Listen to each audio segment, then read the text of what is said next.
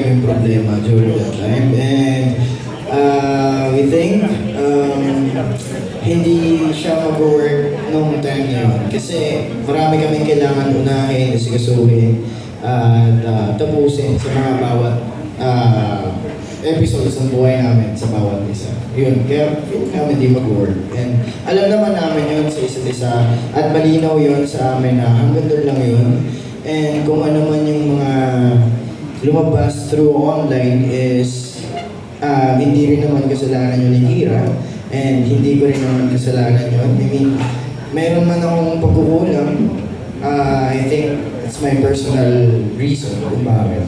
And sinabi ko naman, nilatala ko naman sa inyo yung kanina kung ano yung ilan, pero I mean, alam na yan ng Diyos ko eh. I mean, dalawa kami nakakaalam ng mga bagay-bagay sa sarili ko. And then, sinusurrender ko na yun sa kanya.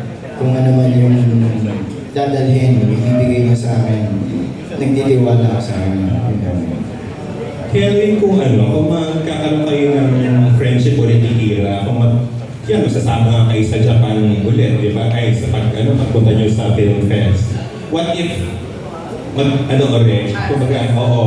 magkaroon ka ng panibagong chance, sabihin mo ba, posible talaga na i-pursue mo si Kira if ever magkaroon ng chance? Wala na akong pagkakaroon. Alamin ko sa akin kung bibigay yun at yun ang mangyayaring pagkakataon, wala naman pong masama kasi mabait naman po si Kira, maganda si Kira, sino ba naman hindi tao or lalaki na hindi pwede ma-fall sa ganung klaseng pagkatao, and then reachable, and maalaga rin siya sa person. So, kung may pagkakataon na dumating man yun, bakit naman hindi?